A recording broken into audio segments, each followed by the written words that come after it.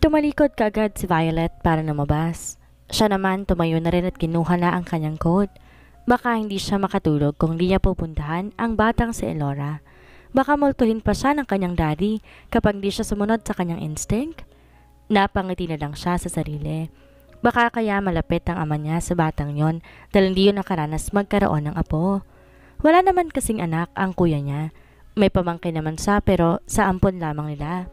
His father never experienced playing with a real grandchild. He means by blood.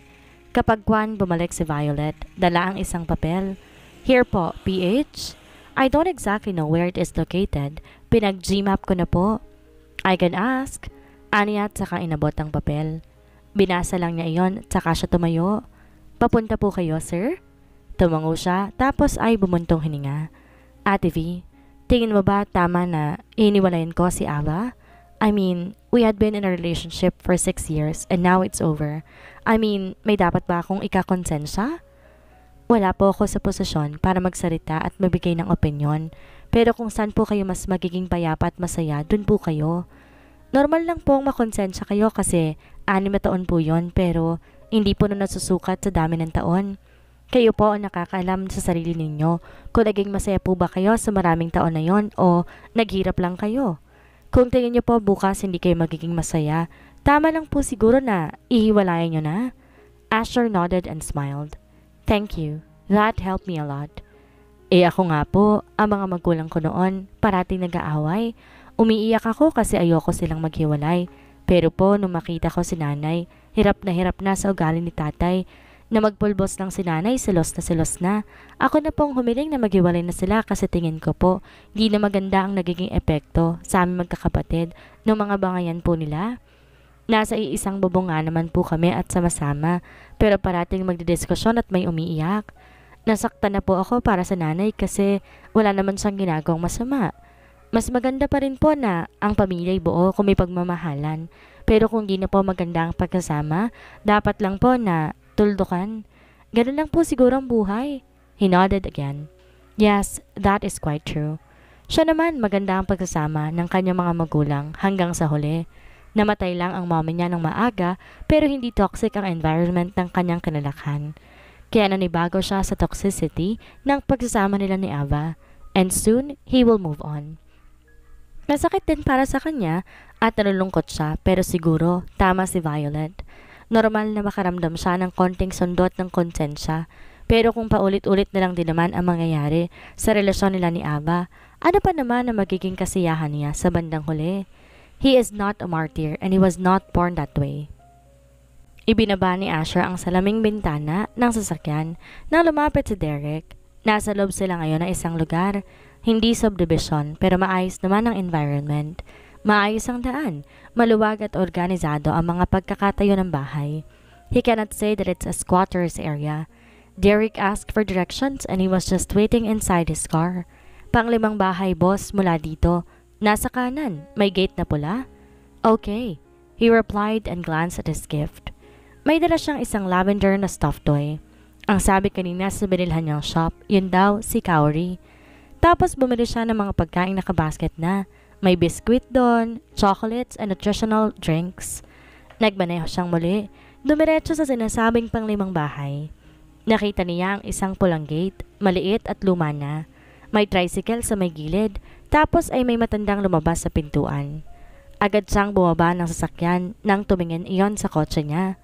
The old man looked at him and was mesmerized. Magandang hapon po, dito po ba ang bahay ni Kiana? Si Kiana ho ba? Naku, wala po.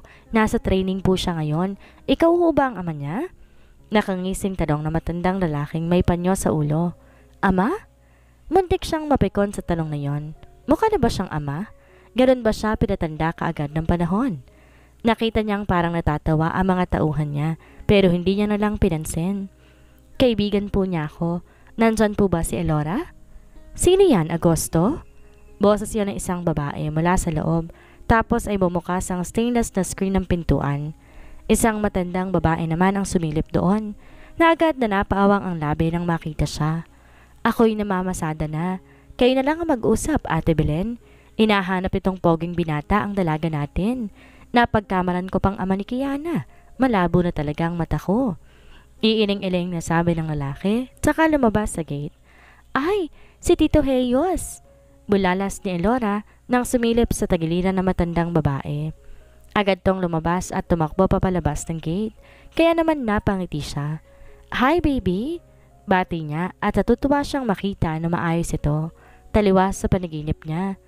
Nagpakarga ito sa kanya kaya't agad naman niyang kinuha. Tuloy ho kayo, anang matandang babae. Nakanda naman ng mga tauhan niya at kinuha ang mga daladala niya. Napansin niyang may mga umuusyoso pero hindi niya iyon pinansin. Tumuloy siya sa pagpasok at sa pinto niya ay binaba si Elora. Kinuha niya kay Derek ang laruan at ang basket. For you. Wow, si Kaori. Masayang sabi ni Elora tsaka niyakap ang stuffed toy. Binalingan naman niya ang matanda at gumiti dito. Magandang hapon po. Magandang hapon din po. Tuloy po kayo. Pasensya na po sa aming bahay. Ano pong may paglilingkod ko sa inyo? Siya lang ang pumasok at nagpaiwan ang mga bodyguard sa labas. Naupo siya sa sofa at agad nakumalong sa kanya si Elora. Asher saw some papers and colors on the center table. May reading book din doon na nakapatong. Binisita ko lang po si Elora para makita po kung okay siya. Baka pumalungkot siya dahil wala si Kiana. Ako po ang may-ari ng Transverse. Nakita niya sa mukha ng babae ang pagkamangha. Tapos mas lalo itong parang nasiyahan. Anak po kayo ni Don Benedicto? Naku, nakakahiya po at nakarating pa kayo dito sa aming bahay. He nodded with a sad smile. Opo, bunso po ako. Gusto niyo po ba ng kape o kaya gata, sir? Hindi na po. Sinilip ko lang po talaga si Elora. How are you, baby? Tanong niya sa batang nakaupo sa kandungan niya. Miss ko na po si mama ko. Kailan po siya uuwi? Tumingala ito sa kanya. Uuwi rin. For now, nandun siya sa ship. Nag-aaral ng mga dapat gawin para kaya niyang mag-operate ng ship. Talaga po? Kaya niya po i-drive ang ship kahit super big? Yes. Agad niyang sagot pero hindi ito mabigo. Sandali lang po at ako po ay nagluluto, sir. Paalam matandang babae sa kanya na tinanguan niya. Anong pangalan ninyo? Asher asked. Ay, ako po si Lola Belen. Elementarya pa lang po si Kiana. Nasa akin na dahil ang ama niya po ay may iba ng pamilya at inaapi lamang po siya. Kwento noon. Habang naglalakad sila papunta ng kusina. Kitang-kita rin naman mula sa maliit na sala. Ako 68 na rin pero malakas pa naman. Medyo high blood lang ako pero nakakapag-alaga pa ng anak ng apo ko sa awa po ng Diyos. Sino po yung lalaki na may tricycle? Usisa pa niya. Di naman siya chismoso. Ay, yun ay si Agosto. Pinsan siya nung namatay kong asawa.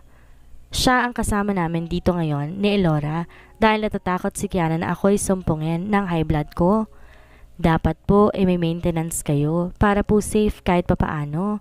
Ang high blood po ay umaatake kahit tulog ang tao. Umiinom po ako, salamat po. Ang anak ko pong madre ang nakakakilala sa namayapa ninyong ama. Gusto niyang magtanong kung saan ang ama ng bata o kung nalaman man lang ba nito ang kung sino. Pero nahiya naman siyang manghimasok. That is really private. Tito Heyos, I'm doing my assignment. Bida naman sa kanya ni Elora. Kaya naman, nabaling dito ang atensyon niya. Really? That is assignment. Assignment? Ulit nito pero medyo bulol pa rin kaya naman natawa na lamang siya. Tapos medyo natahimik siya nang maalala si Ava. Bakit po kayo sad? Miss niyo rin po si mama ko po? Anito sa kanya na kumurap pa kaya tatawa ulit siya. Of course.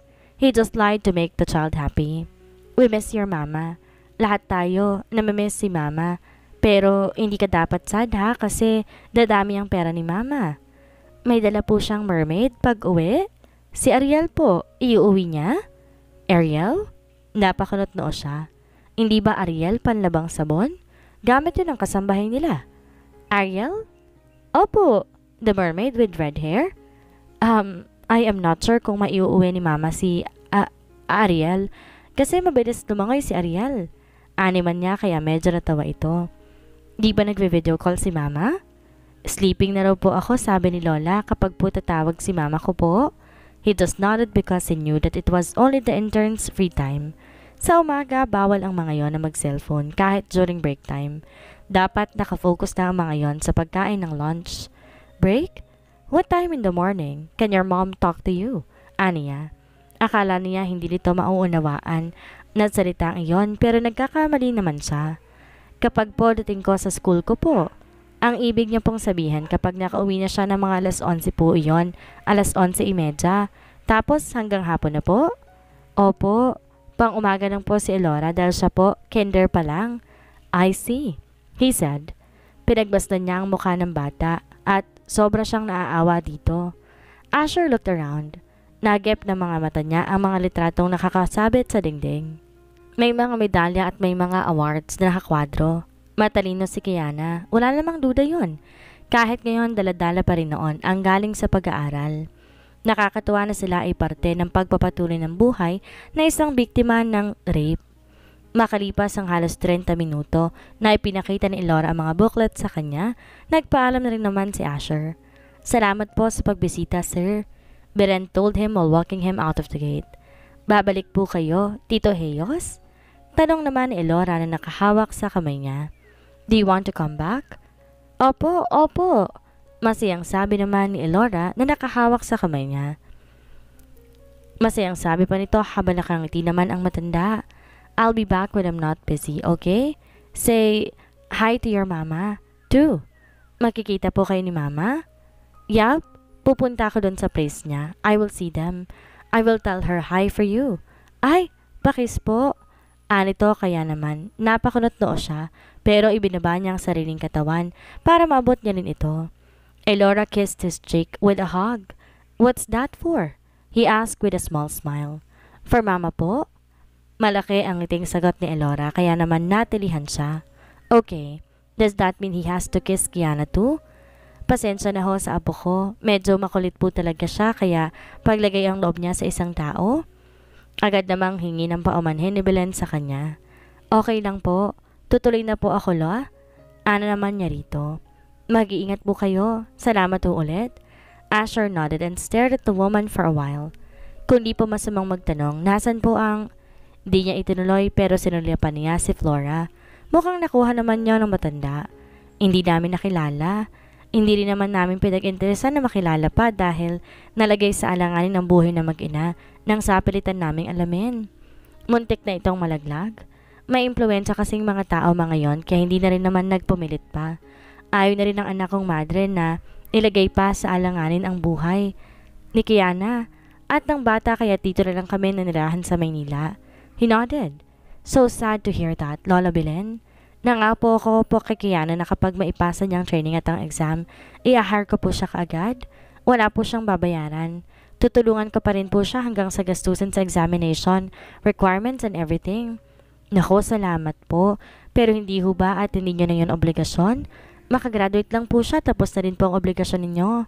Parang tulad lang din po ito ng obligasyon at pangako ni Dad. Hindi po natapos kahit na nawala na siya. Kung alam niyo lang po na paulit-ulit si Daddy na huwag pababayaan si Kiana, maiintindihan niyo po. Though may alam na po ako sa buhay niya, hindi ko po alam ang lahat. At isa pa mukhang nakuha po ni Elora ang loob ng Daddy ko. Sige po, mauna na po ako dahil lilipad pa po ako papuntang Cagayan mamaya. Salamat po ulit. Mag-iingat po kayo. Thank you po. He politely replied and looked down at Elora. Bye, little lady. Bye po, Tito Heyos. Huwag niyo pong kakalimutan si mama ko po, ha? Papasabi ko po sa kanya na kakain po siya dami rice para di po siya papayat. Of course, I will. Bye! Bye po, Tito Heyos. Kaway nito, matapos niyang halikan sa tuktok ng ulo. There is so much happiness that envelops his heart at this moment. Para siyang walang problema habang kaharap ang bata. At libang na libang siya. It seems like he had seen her face long before, but he was not just sure. Baka naman panaginip yun o ano. Wala siyang maalala pero pamilyar ang mukha ni Elora. Baka nga nakita na nga ito kung saan pero di naman sila magkakilala kahit siguro hindi niya matandaan ngayon.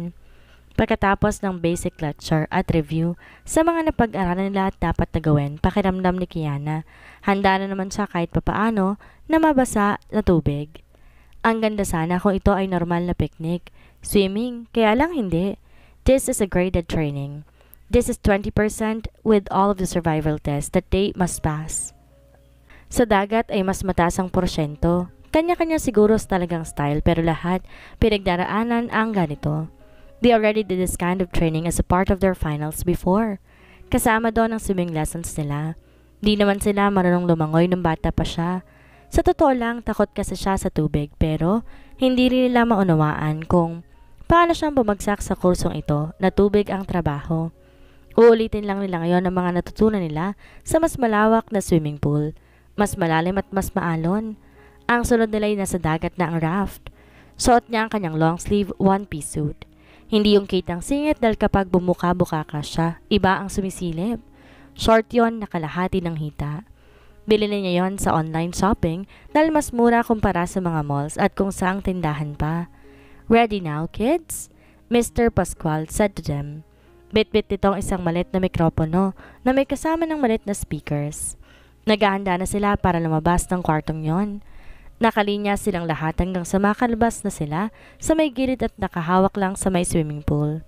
Napatingin siya sa grupo ng mga kalalakihang papalapit, naglalakad, and Kiana was totally mesmerized when she noticed the man who was wearing sunglasses. Nakaputi yung polo shirt at olive green na khaki short. Asher? Malakas pang sabi ni Mr. Pascual. Umi-echo pa yon sa kabuuan ng lugar. How do you like this place? Kuya Lex, ha? Tanong naman na isa habang siya ay nakamasid lamang. She was still standing in line with her classmates. Organized naman kasi sila, hindi lang halata. Great bye! Thumbs up ni Mr. Pascual. Great bye? Ibig sabihin, si Asher din na may-ari ng lugar na yon? Grabe naman. Bakit kaya kahit tinitirahan na ito ay ito rin ang may-ari?